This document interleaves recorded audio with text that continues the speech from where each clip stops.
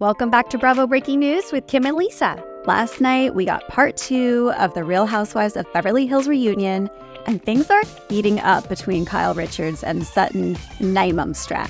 Plus, we finally have Queen Kathy entering the chat. Next week, she'll be shuffling onto set in her gorgeous sparkles, but this week, we got her spilling the tea on Kyle and Mauricio in her first 5 seconds on screen. It was iconic already. We're going to get into it all and give you guys our hot takes. But before we do, make sure you're subscribed so you don't miss any Bravo breaking news. So, of course, Bravo is teasing the anticipated return of Kathy because the moment that reunion starts, we see her, coming out of her SUV, walking onto set.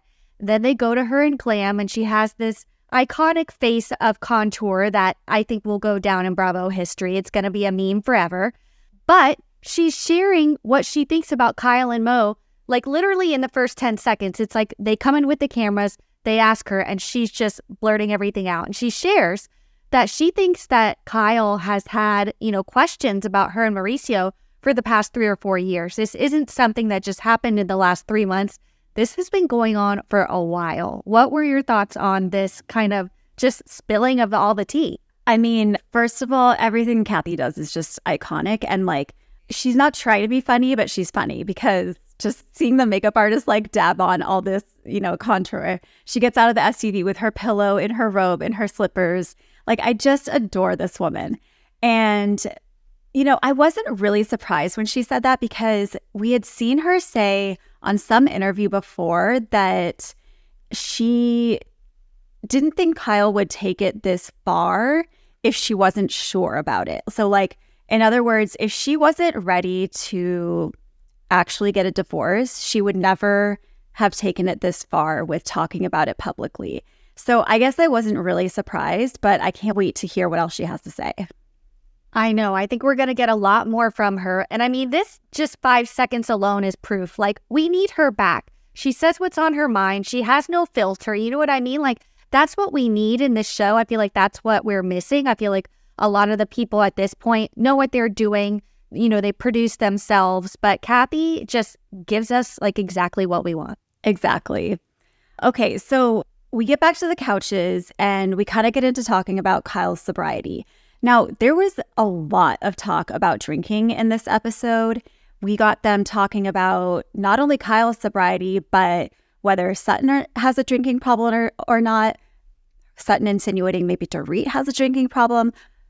Dorit talks about PK's recent sobriety. So there was just a lot of talk about this topic. And I want to know from you, do you think that throughout the season, Kyle and Dorit were insinuating that Sutton has a drinking problem? 100%. I mean, they talked about it over and over and over again. It wasn't just an offhand comment. They brought it up multiple times. They brought up, the mixer, the ocean spray grapefruit, etc., the roadie. I mean, it was, I don't know, maybe it was the editors highlighting it, but it definitely seems like they brought it up over and over again. What do you think?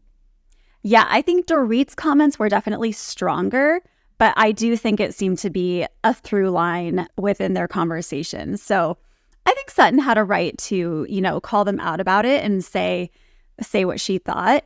I do think that Kyle, in the moment before the weed dinner, I think that Kyle was saying, look, I just didn't know if you had maybe had a couple of drinks before I came over. Maybe you mixed it with your medicine and that, that can make you appear more erratic.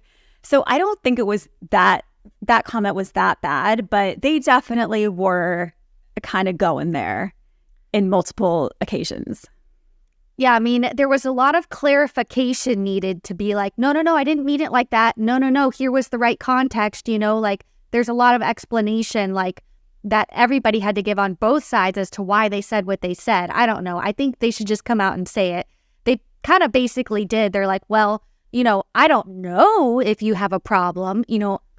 I may think that or whatever. It was just nobody, they were just beating around the bush a lot. But it all kind of boils down to the fact that there were so many changes going on in Kyle's life. She stopped drinking. She started working out. She did all of this. And, Kyle explains look, It's because I was going through a challenging year. I told you guys on the first episode at the Eagle Woman Retreat that shit was going on. I'm sorry that I didn't divulge every single detail because, to be honest, I didn't really know what was going on. It had just started going on.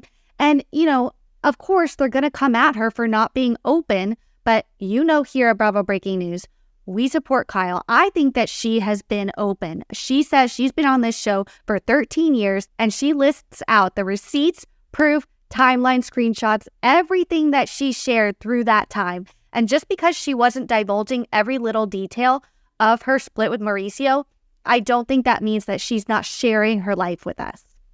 I completely agree. And I loved when she said, what makes you think you're so entitled to know every intimate detail that goes on, like in my bedroom? Like she was telling you guys that she was having a rough time in her marriage. What else do you need from the woman? And it was, it really put things into perspective when she said, like, are you kidding me, Sutton? Your storyline this season has been that you bought a horse and you have a dating coach. And where's the lie? Like, she is completely right about that. However, I do think that Sutton did bring more than that. We got the whole Merce in the purse storyline, and Sutton did open up, eventually, I guess, about her issues with her husband, what was going on and stuff.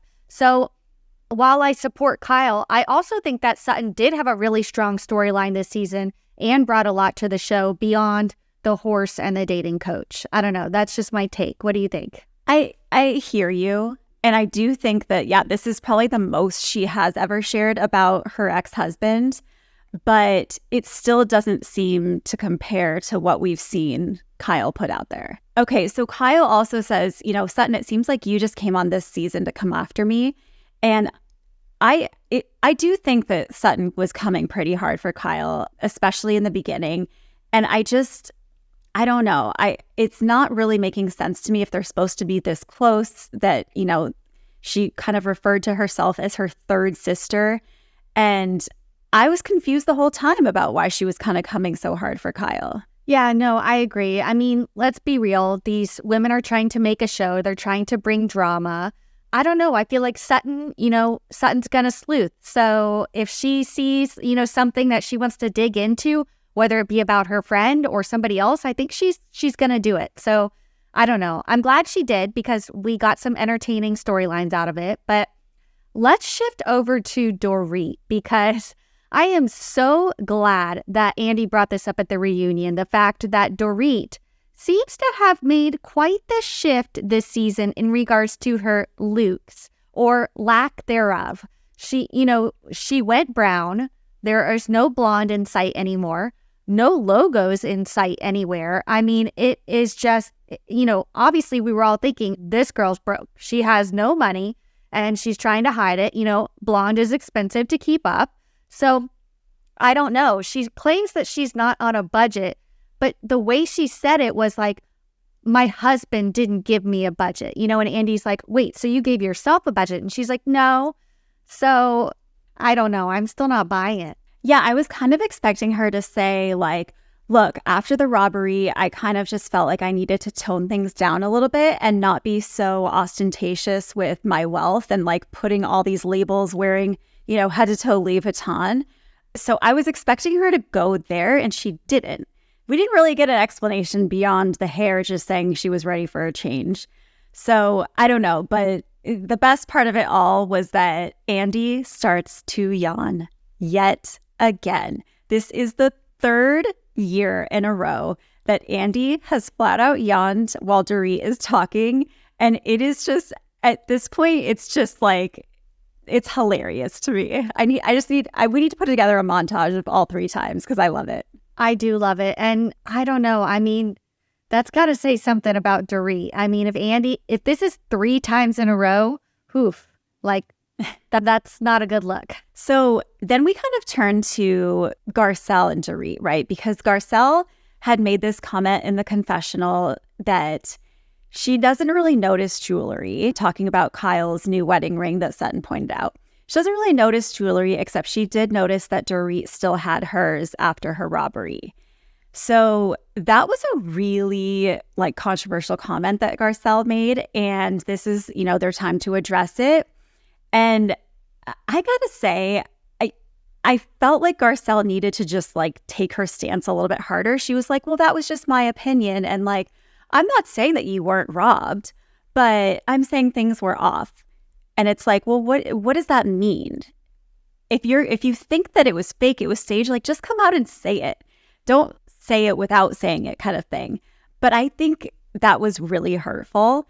And look, maybe I'm naive, but I do think that Dorit was truly robbed. I think the guy left the phone because all she had to do was like log on an iPad and do find my iPhone and call the police and say he's here if he had taken her phone. So to me, that made sense. But I just think it was like really harsh of Garcelle to say this and then like double down on it. What do you think? Yeah, I don't know. The phone thing is definitely sus to me. The fact that she was like, please, I'll have no way to call my husband. And they were just like, okay, like is a little sus. But I don't think that the burglary was a hoax. However, there are theories that like PK orchestrated this whole thing and Dorit like still has no idea. So there's that. I am still maybe following that theory a little bit. But speaking of Dorit and PK, we get an update on kind of their marriage because I think it was like the day before the Beverly Hills premiere, we got this headline that Dorit and PK were splitting up. They were living separate lives. I thought it was going to be a whole big deal on the season. We heard about their challenges, but it wasn't really the main storyline. She shares that things got progressively worse after they wrapped, and it was all because of PK's drinking. He had a drinking problem. We didn't really see any of that on screen, but I guess that they're a lot better now. She says they're the best they've ever been because PK is now 49 days sober. Thoughts? Yeah, I mean, I was surprised to hear that, honestly, when she took that breath to say, we are, and I was like, which way is she going to go? And she said, the better than we've ever been. I mean, I don't know. I think it's a little bit of an act, but it sounds like, he was probably drinking a little more than he should have and traveling a lot, and it was just not a good mix. So, I'm happy for them. They have 2 kids, and I think it's best not to put them through divorce if you can stay together. Obviously, there's situations where divorce is the best option, but for them, it seems like they are, can work through this kind of stuff. Yeah, no, I agree. I wish them the best, but I don't know. Isn't it kind of weird? We talked about this before, that it seems like Dorit barely had a storyline the entire season, yet the whole reunion is kind of about her. It's about her and Kyle, her and Garcelle, her and Crystal, her and PK. It's like, where did all of these feuds come from? It's like they started out small and then are the main event at the reunion. Yeah, the first part of the reunion was basically the Dorit show. And then again last night, there was so much Dorit. And it was just like, what is going on here? Because she certainly wasn't the main focus of the season, yet it seems like she's the main focus of the reunion. Well, it does bode well for her to return next season because I think she was on the chopping block, but maybe this has changed Bravo's mind. Yeah, and one person we haven't heard a ton from yet is Erica. So we kind of get this segment about Erica. Basically, it's reading as a Bet It All on Blonde promo for us to go watch that. But she tells us, Tom's been diagnosed with dementia. As far as he's concerned, he still thinks he's practicing law, she claims. He doesn't realize that he's in a mental care facility. And it kind of gets brought up about Housewife and the Hustler. Andy asks, why did you sit down with the victims? And it is so strange because she literally cannot or will not give an answer. She just keeps saying, I cannot answer. And I don't know if that means I don't have a good answer for you. I don't know why I did it. Or if it means legally, I cannot answer that question. It's just very strange. And she kind of says, oh, I wanted them to see me for, not just a housewife, not just a reality star. And it's like, it's not about you, Erica. You should have gone to meet with them to learn about their stories, not so they think better of you. It's just all very confusing. We get a cutaway to Anne-Marie, and I swear to God, Kim, I forgot she was there because that whole first 40 minutes, we didn't hear from her. We didn't see her. And all of a sudden they cut away to her and I was like, oh my God, Anne-Marie, I totally forgot about her. It was such a shock. You were like, whoa, Like, it was almost like it startled me. Like, I was like, whoa, who is that? Like, who's this stranger on the couch? Like, I told you last recap that we would not hear from her again for the rest of the reunion. And I think we got like one line from her this part, and I doubt we will hear from her at all the next part.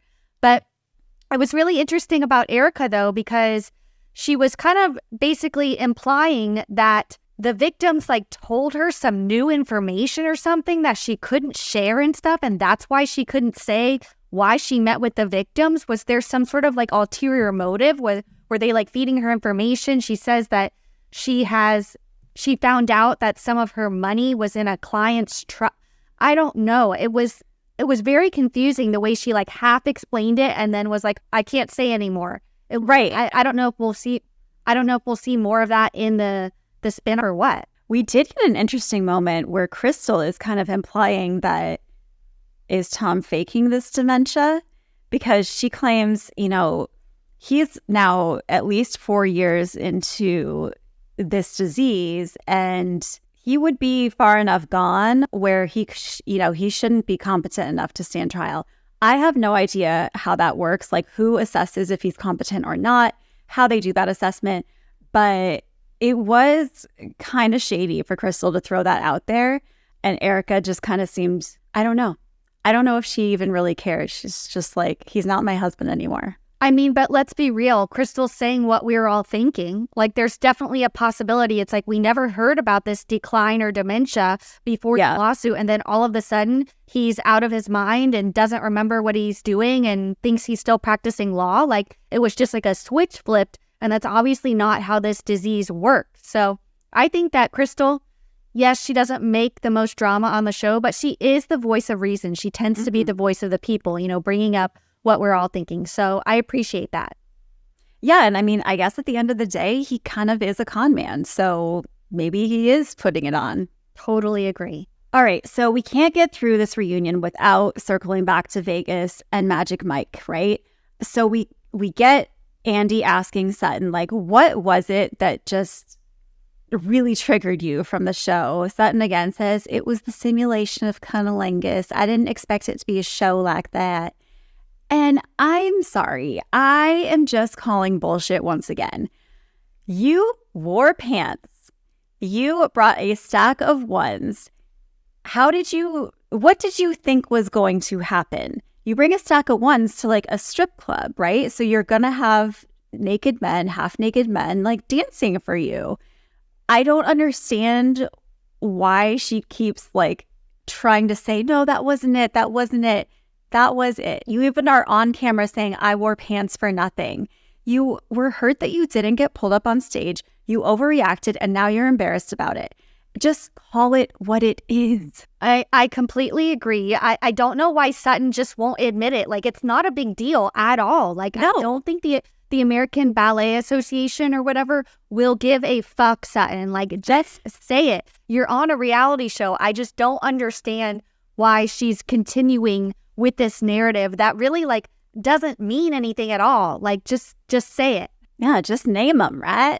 So then we get the whole thing about the elevator. Was that staged?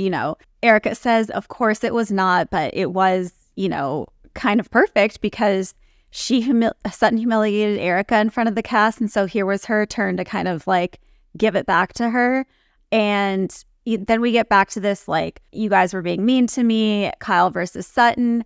And I want to know your take. Like, who is the worst friend? These two have both done things to one another.